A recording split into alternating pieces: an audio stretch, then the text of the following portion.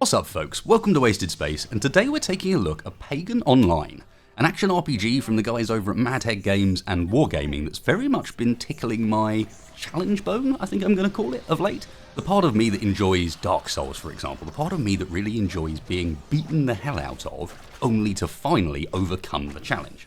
So over the last week or so, since it hit early access, I've been checking the game out, having a lot of fun with it, trying to get to the point where I feel confident that I can talk to you guys about it and actually give you an idea of how this game feels to play and what it looks like as you get further into it. But before I go into any of that, yes, this is a sponsored video and I've got to give a big thanks to Wargaming for sponsoring the channel. And if at the end of this you've watched through and you think, yeah, that does actually look for me, there's a couple of links down in the video description where you can pick up the game either on Steam or over directly on the Wargaming store.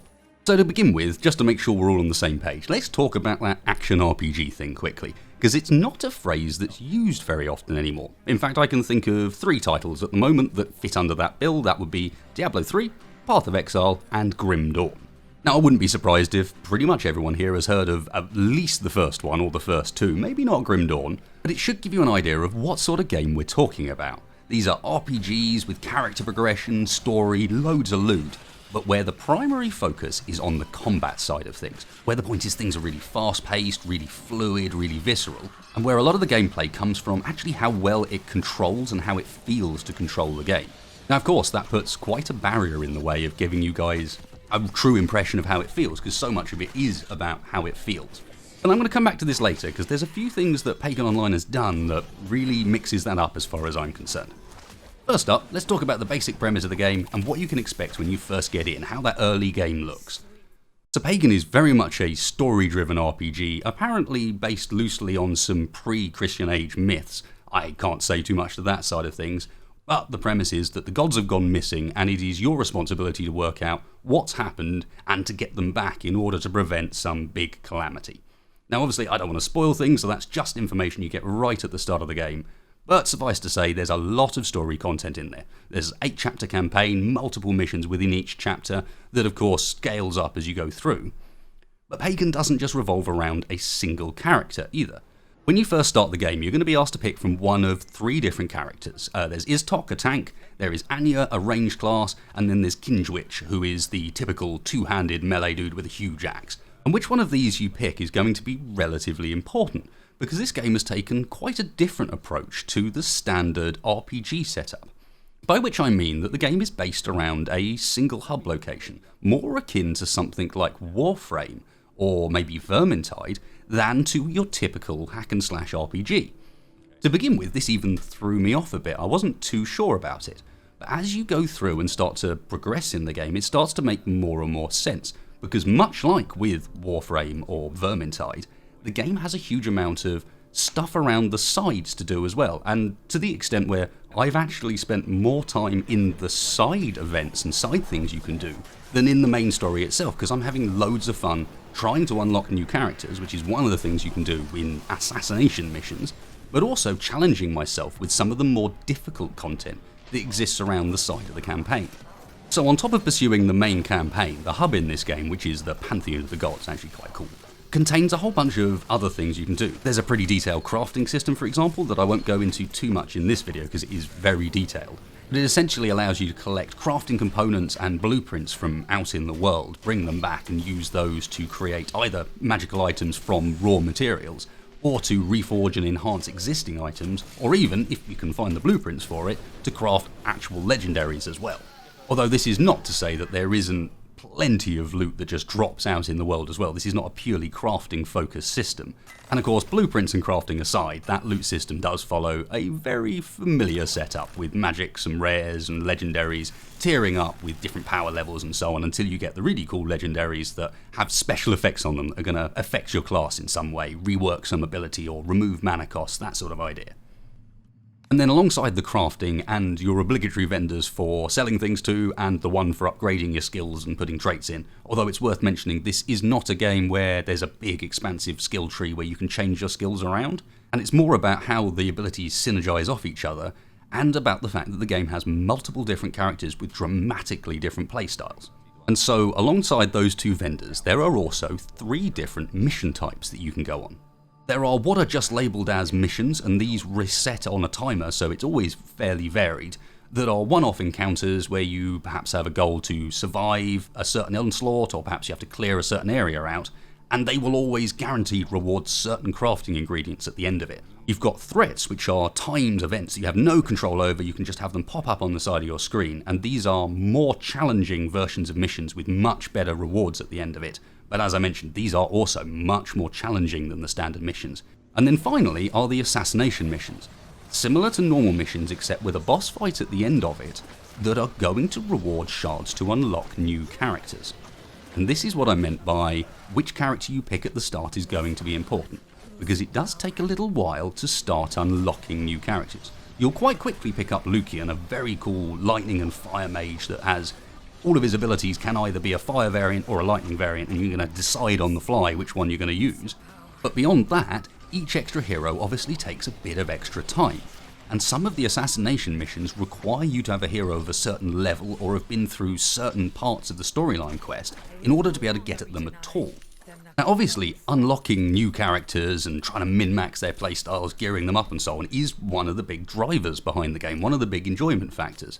And I might be making this sound a little bit like it's a grind, like that's pretty much the only goal.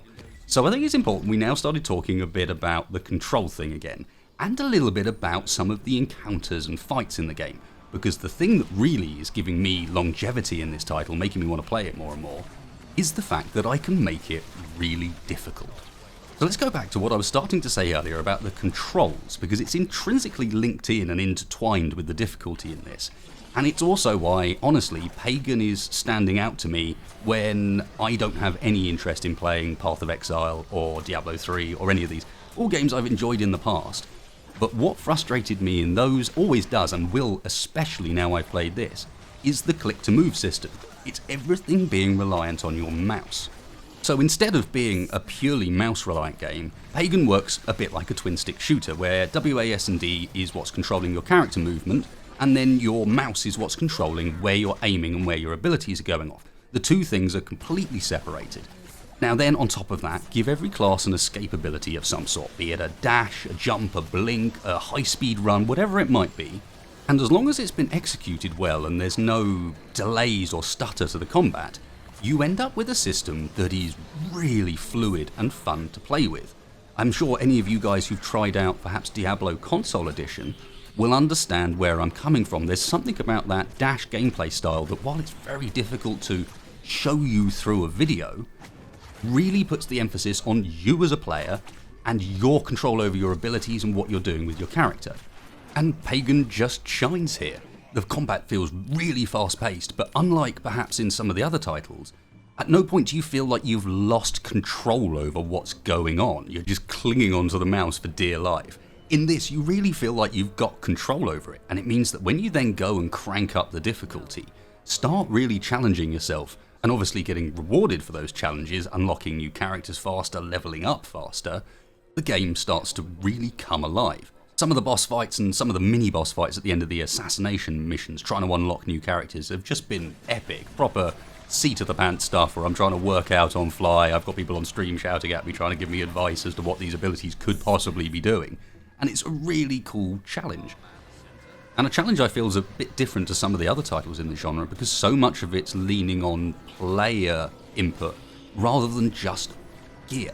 You can outgear stuff, you can obviously go and level and gear to the point where an encounter is easy, or you can level and gear to the point where an encounter is medium, but you can also in this go into an encounter far too early, far too low level, far too undergeared, and still have the potential of coming out of it on top if you play well enough.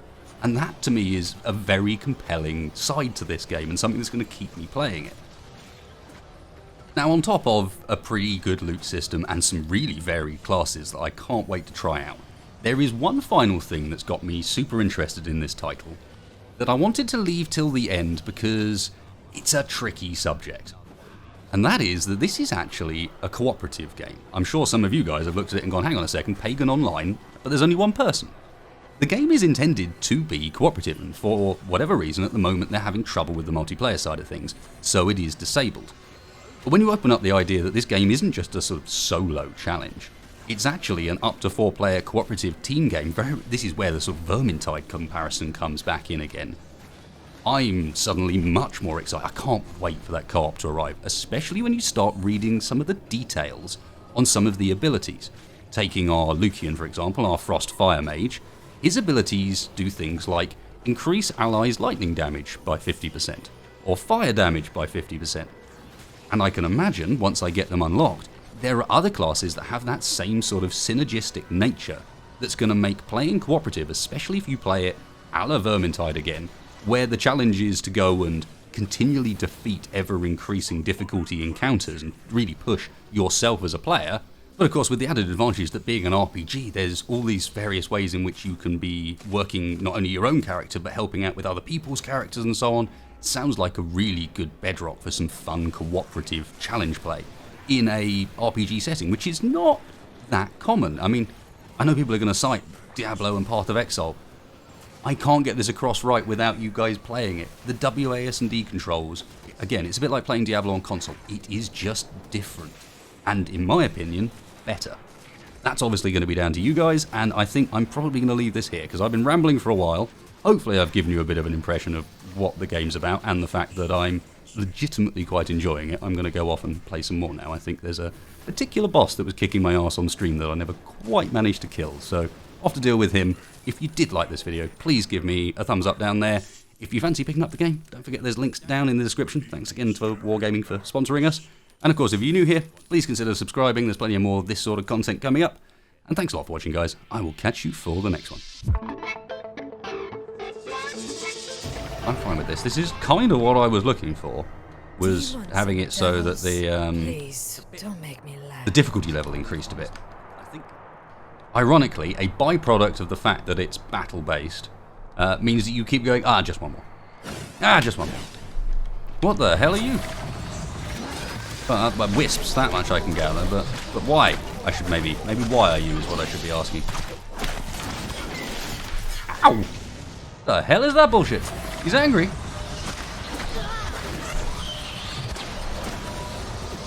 Shit. I don't even know what that is, but it looks cool as all hell. You stop that. You have one of them.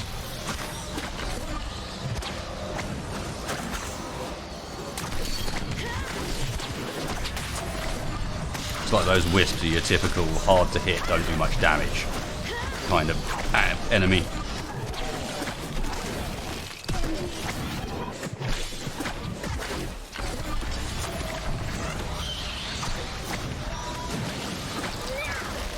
Co-op with this would be lovely, because then you could have someone who just be like, can you take out the ranged gits for me, please? This is really annoying.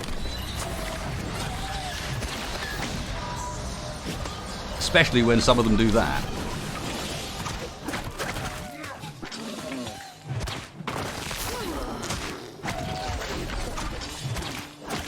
Get off me. Get off me thing.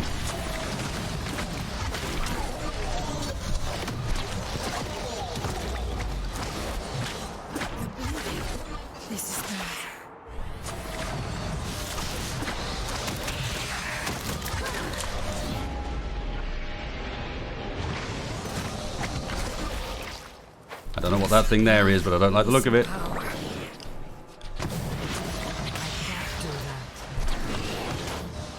Defense failed? Did I just die? Just like, yeah. I got done. Done, sword.